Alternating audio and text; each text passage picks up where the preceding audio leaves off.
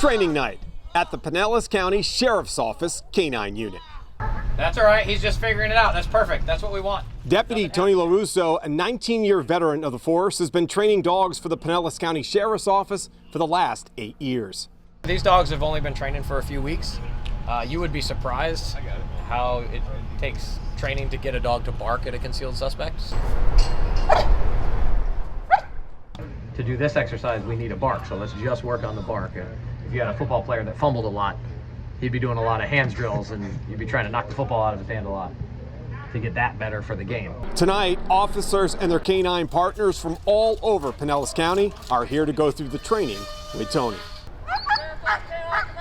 These dogs are part of a 14-team unit that patrols Pinellas County. If we get any squeaks out of them like that while the door's closed, we're opening it. It's an extremely rewarding experience for the veteran officer, but that's not the only style of training he does. His day actually begins here as he pulls into Admiral Farragut Academy. So this is the daily routine, huh? This is the routine, definitely during wrestling season.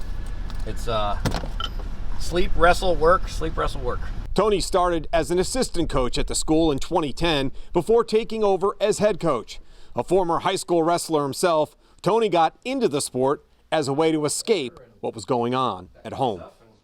I have 2 heroin-addicted parents, so growing up wrestling was very influential in kind of helping me out. Every afternoon is the same. Sweep the mats clean and then disinfect them before his wrestlers make their way out onto the floor. I definitely didn't know a ton when I started coaching, and I was lucky enough from having good head coaches here to learn a lot.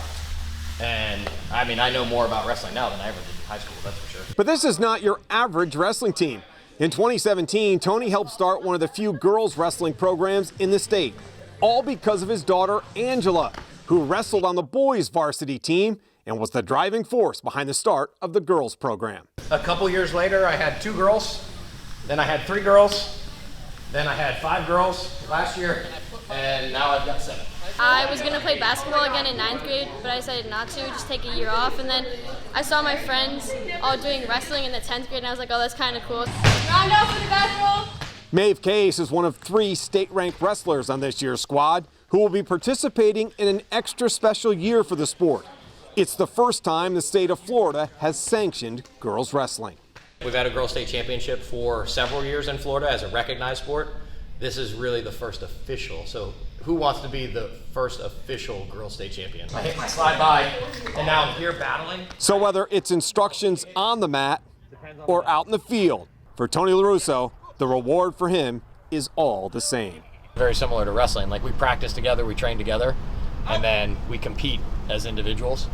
So I find a lot of parallels there. Farragut on 3, Farragut on 3, 1, 2, 3, Farragut! In St. Pete, Mike Aarons, Spectrum Sports 360.